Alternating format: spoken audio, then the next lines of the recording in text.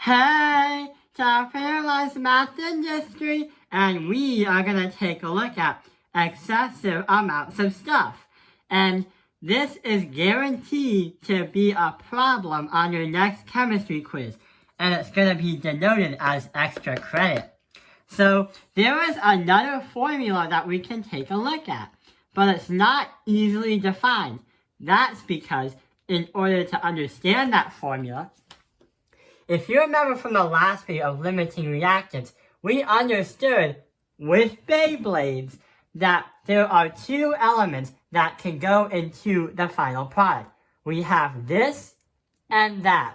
We understand that this one right here, hydrogen, was the limiting reactant because that was the first thing that ran out of gas.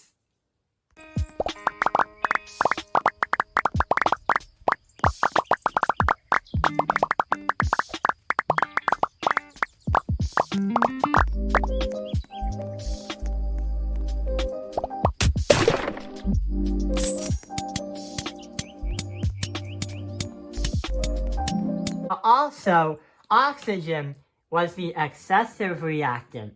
The reason why is it had a much bigger number. And even though hydrogen wears out before oxygen does, we still have a lot of oxygen stuff left. But how are we going to know how much is left? So the problem is, about excessive amounts of stuff, the question is, how much of hydrogen is left when we run out of this thing right here?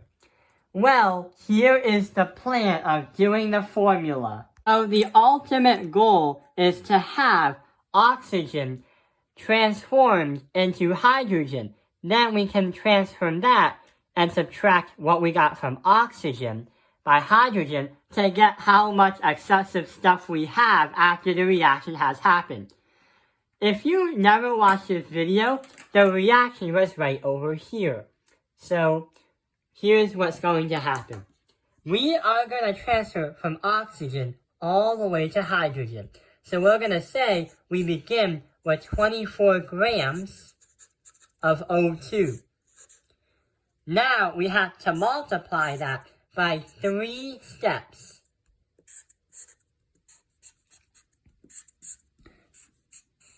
So our first step is easily going to be the molar mass. What we're going to say is put 32.0 grams of O2 is going to equal 1 mole of O2. The reason why is O2 has a molar mass of 32.0 grams per mole. Now, the next thing we gotta do is use the ratio all the way from the problem. So what we're going to do is, since oxygen is on the top, we have to put oxygen on the bottom.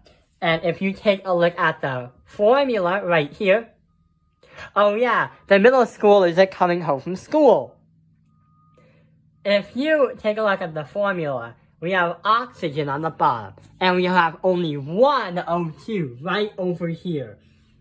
So we are going to put 1 mole of O2 on the bottom.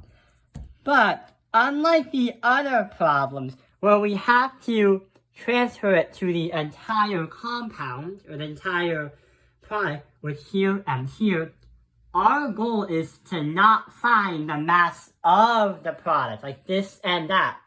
Our goal is to actually find how much grams from oxygen to hydrogen we have. So instead, we are going to take a look at the picture. The big picture, 2H2. So we're going to say 2 moles of H2. When we do that, we are going to say, if we have 1 mole of H2, then our molar mass, we're going to say, is 2.02. In other cases, you can also say 2.014, but we're going to say 2.02 because that is basically the closest to the nearest hundredth. So now, let's use the calculator, yes, the calculator, and then convert from oxygen to hydrogen to get grams in hydrogen. So if you multiply this to this, to this, to this, divide by this, divide by that, we are going to get an answer as oxygen is going to be transferred to 3.03 grams. So we converted from oxygen to hydrogen, and this is how much it has for hydrogen. Now, here comes the easy part. Let's do it on the title screen.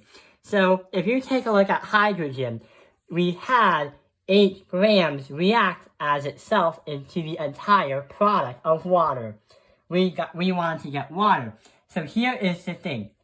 If this was the limiting reactant, and right over here is the excessive reactant, the reactant, originally oxygen, had a higher effect for the product. All we need to know is if we transferred oxygen to hydrogen, and now this new hydrogen is 3.03 grams, the excessive amount that's left over is actually this, subtracted that by that.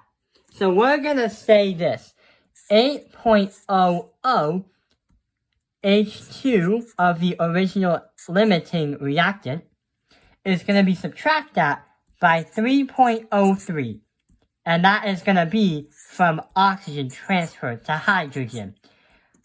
And we are going to be getting 4.97 grams of hydrogen 2. So after the reaction has happened, after this whole synthesis reaction happened, 2H2 plus O2 is going to bring you 2H2O.